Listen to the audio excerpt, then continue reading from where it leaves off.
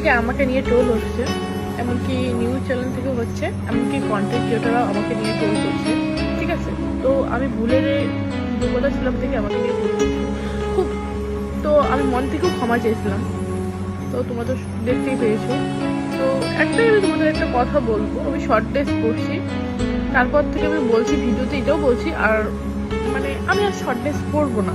আমি যা ভিডিও করবো, ভালো ভিডিও করবো, এখন থেকে আমি সেটাই করতেছি। তো কথাটা হলো, তোমরা যখন একটা আসামি যখন জেলে যায়, তোমরা সেদিনও ভিডিও করো, এমনকি যেদিন আসামি যেদিন ছেড়ে দেয় তোমরা সেদিনও ভিডিও করো।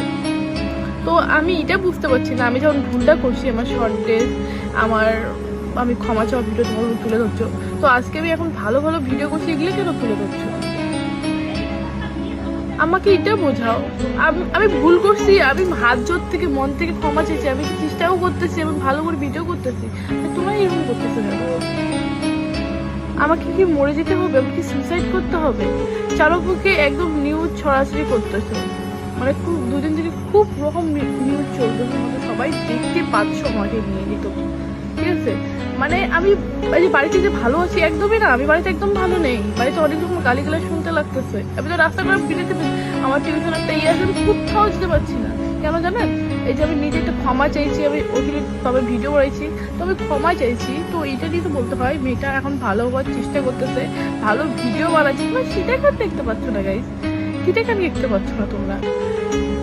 আমি নিজের মুখে তো হাত জোড়ছে ক্ষমা চাইছি। একটাই কথা বলবো, কারণ তোমরা ভালোটা কেন ভুলবে না? কেন বলো তো? ভালো এই জন্য করবেন না, সাপোর্ট করবে না, ওই ভিডিওটাতে ভিউজ হবে না। ঠিক আছে, আর আজকে যত আমি খারাপ করছি ওটা তুলে ধরছেন, ওটাতে পুরো আমাকে মানে সুইসাইড করার বাধ্য করা হচ্ছে। মানে যেভাবে তোমরা এবার ছড়ে ফেলছো, পুরো একদম একদম ছড়ে ফেলছো, তো আমি এটাই চাই তোমরা ছড়ে ফেলছো আমার ভিডিওগুলো খুব মতন করে। আমার ক্ষমা চাওয়া বা শর্ট ড্রেস পরা, আমি নিজের হাত দিয়ে ক্ষমা চাচ্ছি। এখন যে আমি ভালো করে ভিডিও করে যে শিখলে তো ধরতে পারো, এটা তোমার অনুরোধ করে বলছি, না হলে আমি সত্যি বাঁচতে পারবো না, আমি সত্যি বাঁচতে পারবো না।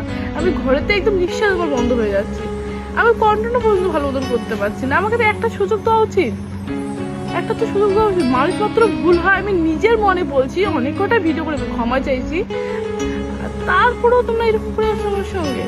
এটা মানে একবার তো আমার জিনিসটা বোঝা যেত, আমি এখনো স্টুডেন্ট, আমি সেরকম বড় হইনি, আমারও রাস্তাঘাটে চলাচল করতে হয়, আমি এখনো ছোট, আমার বয়সটা আমার কত হয়েছে। তোমরা বুঝতে পারছো আমি ভুল করছি, ক্ষমা চাইছি, তোমাদের ছোট বোন ঘরের মেয়ে হয়ে ক্ষমা চাইছি, তারপর তোমরা বুঝতে পারছো না? তাহলে কি তোমরা আমি মরে যাই? তুমি কি এটা চাও? মরে গেলে কি তোমার শান্তি পাবে? যখন আমি যতদিন আমি মরবো ততদিন কি এই ভিডিওগুলো বন্ধ করবে না, ভালো তুলে ধরবে না, সবসময় কি খারাপটাই তুলে ধরবে তোমরা? আমি কতটা কষ্ট পেলে এইগুলোর কথা বলছি, আমি ভাবতে পারছি না। তোমরা দেখতে পাচ্ছ আমি ভিডিওতে এইসব করছি খারাপ, তুমি যদি আমাকে খারাপ বল, আমার ভিতরে ব্যাপারটা বুঝো, আমার ব্যাপারটা বুঝো, তারপর তুমি বুঝতে পারবে আমি মেয়েটা ভালো না খারাপ। আমি তো বলতেছি আমাকে একটা সুযোগ দাও, আমি ভালোটা তুলে ধরবো এখন থেকে, আর সেরকম খারাপ তুলে ধরবো না। তো হাত অনুরোধ করে বলছি প্লিজ, এখন তোমাদের আমাকে ক্ষমা করে দাও, শান্ত আমাকে একটা ভালো ভিডিও তুলে দাও আমাকে। এরকম করো না, আমি রাস্তাঘাটে চলতে পারবো না, এবার যে আমি মরে যাবো, হাত জোর করে বলছি প্লিজ।